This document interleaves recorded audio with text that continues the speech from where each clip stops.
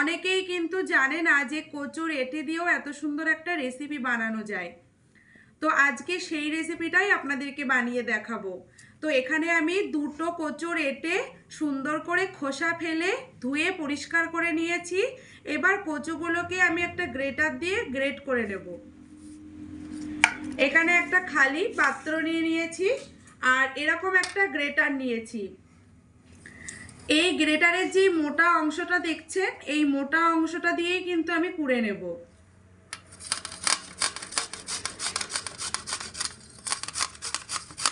রেসিপিটা বানাতে কিন্তু খুব একটা বেশি উপকরণ লাগে না।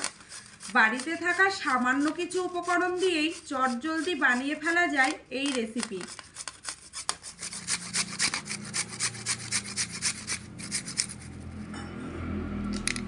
তো দেখুন বন্ধুরা, এখানে আমার পুরো কচুটাই কিন্তু কুড়ে নেওয়া হয়ে গেছে। কচুগুলো কুড়ে দেখুন কতটা হয়েছে, দেখুন। আর কোড়াটা কিন্তু এরকম হয়েছে।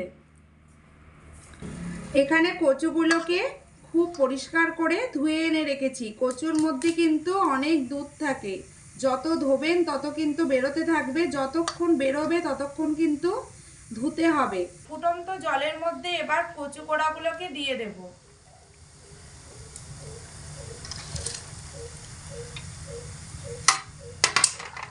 হাই আঁচে রেখে মোটামুটি 3 থেকে 4 মিনিট মতো কিন্তু এই কচু কোড়া ভাপিয়ে নিতে হবে, ঢাকা চাপা না দিয়ে। 3 থেকে 4 মিনিট কচু কোড়াগুলোকে ভালো করে ভাপিয়ে নিয়েছি। এবার আমি এটাকে একটা ছিদ্র পাত্রে ফেলে জলটা খুব ভালো করে ঝেড়ে নেব।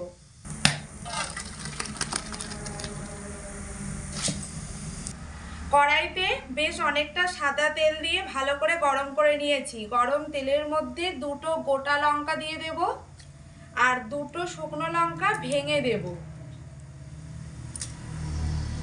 এখানে একটা ছোট রসুন খোসা ফেলে 2-4 টুকরো করে নিয়েছি, এখানে দিয়ে দিচ্ছি ফোড়নে।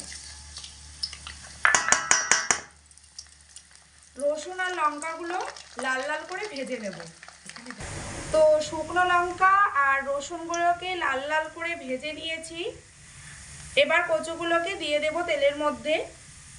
তো কচুগুলো কিন্তু বন্ধুরা ভাপানোর পরে আমি আবারও কলের জল থেকে ধুয়ে নিয়ে এসেছি, কারণ কচু ভাপানোর ফলে কিন্তু কচুর মধ্যে একটা লাল লাল মতো ভাব আসে। সেই জন্য আমি এখানে কচুগুলোকে আবারও কল থেকে ধুয়ে জল ঝেড়ে নিয়েছি। একটু মুঠো করে কিন্তু নিংড়ে নিতে হবে, তাহলে জলটা খুব ভালো করে ঝরে যাবে। এবার কচুগুলোকে তেলের মধ্যে দিয়ে দিচ্ছি।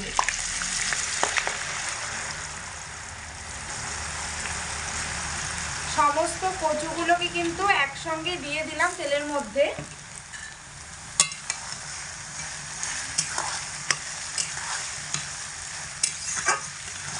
কচুগুলো যখন ভাজা হয়ে যাবে তখন কিন্তু এর থেকে তেল একদমই ঝরে যাবে, পুরোপুরি ঝুড়ি ভাজা মতো হয়ে যাবে।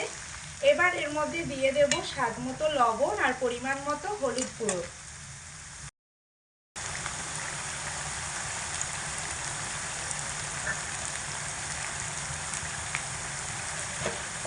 লবণ আর হলুদ দিয়ে কচুগুলোকে ভালো করে আলতোভাবে নাড়াচাড়া করে দেব।